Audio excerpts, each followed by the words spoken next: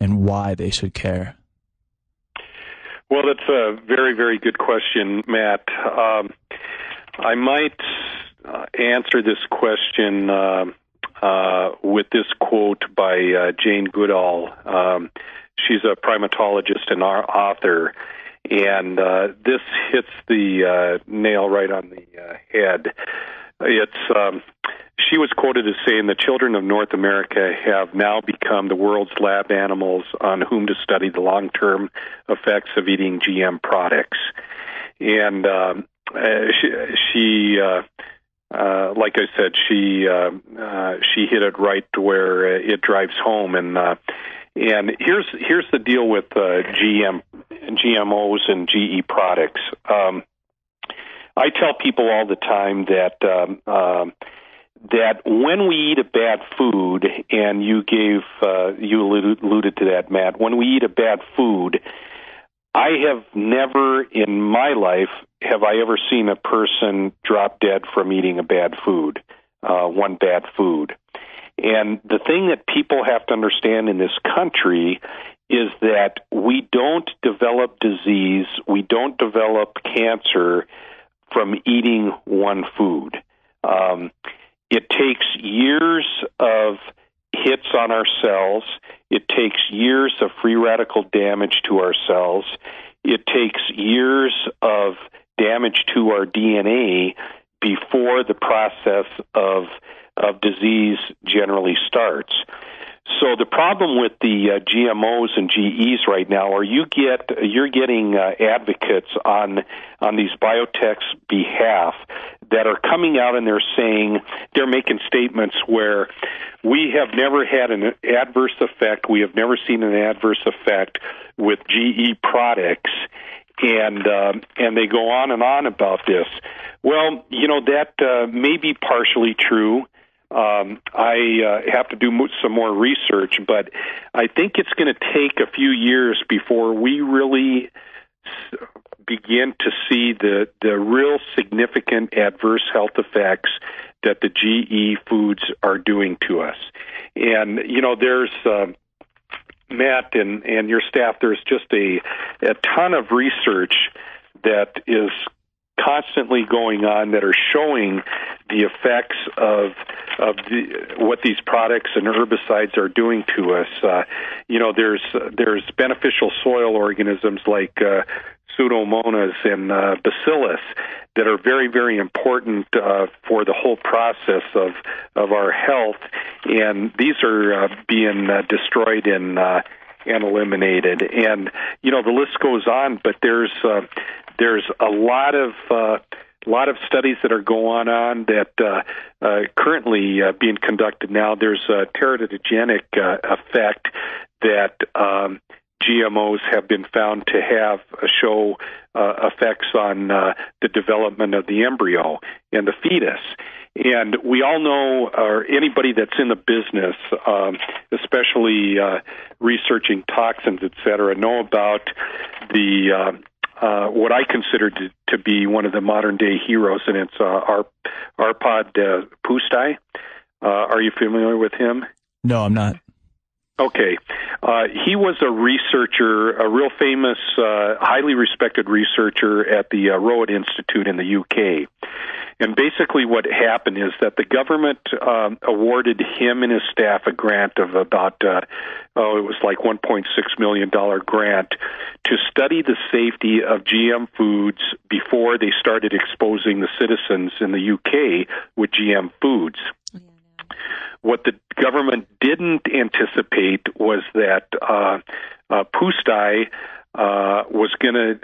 was basically going to find that what he did was he researched potatoes, GE potatoes. And there's a gene from the potatoes that they took. It was from the snowdrop plant, and it produces an insecticide called lectin. And so what Pusztai and his researchers did was they took 6 male rats in 3 different groups. One was they fed with a natural potato diet.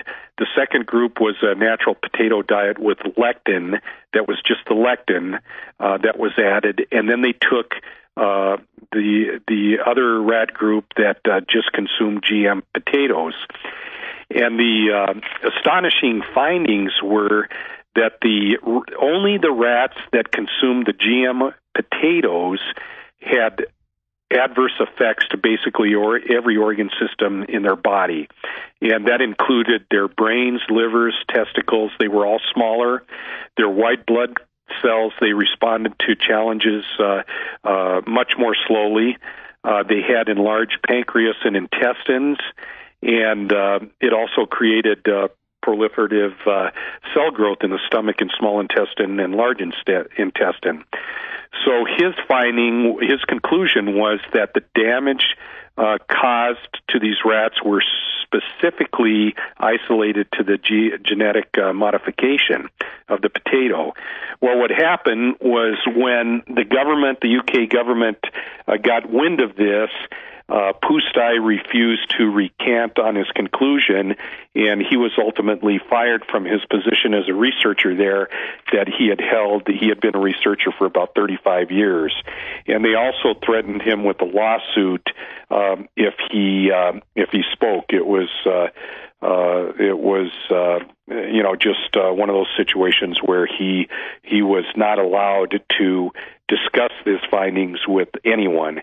And eventually that gag order was lifted, and once that gag order was lifted and his information was disseminated throughout the UK, ultimately what happened was the UK came out with a mandatory labeling of food, something that the United States does not have currently.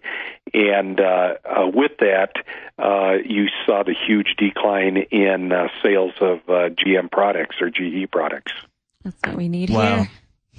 Yeah, wow, if you ever do some research, it's Arpad Pustai. Like I said, as far as I'm concerned, he's the modern-day hero because he refused to cave in to the pressure that he got from the UK government. And once his message was delivered and his findings, he got the recognition that he should have gotten from the very beginning. So, wow. Thank you, Rick. Unfortunately, we have to start wrapping it up. I'd like to have you announce your website to our listeners so that they can check out more information about you. You bet. I've got two sites. One is an educational site for employees and the American workforce, and it's called EmployeeHealthResource.com. So it's www.employeehealthresource.com. And then my own personal website for holistic nutrition for you is www.holisticnutrition4.info. Great. Thank you, Rick. Thank you for being on the show, and we would love to invite you back for some time in the future as this GMO issue continues to evolve. You bet. It was my pleasure, and thank you very much for the opportunity. Thank you. And Carol has an announcement about an event going on in Superior this weekend regarding GMOs. Carol, take it away. Yeah, this is exciting. There's a pretty large group of people getting together for a GMO awareness campaign. And it's going to be on Sunday, February 27th. That's this Sunday from 2 to 4. And we're going to meet at the Superior Marketing Place, which is on 400 Marshall Road in Superior. So all you people that are in Denver and Boulder, come out and learn about GMOs, and we're going to pass out pamphlets, and it's just going to be an awareness campaign. Thanks, also Carol. wanted to announce that next week on our show, we're going to have Francis Mangles. Francis is a former USDA scientist, and he's also a master gardener. And some of you may be familiar with his name. He was the scientist that was in the movie What in the World Are They Spraying? And he's going to be talking about the mounds of scientific evidence that there is out there about chemtrails. So this will be a great show for anybody who is on the fence whether they believe in chemtrails or not. Francis is a pretty matter-of-fact scientific guy, and he's got the data. So listen next week on Food Integrity Now at 2 o'clock. Thanks, Carol. To all our listeners, we will see you next week.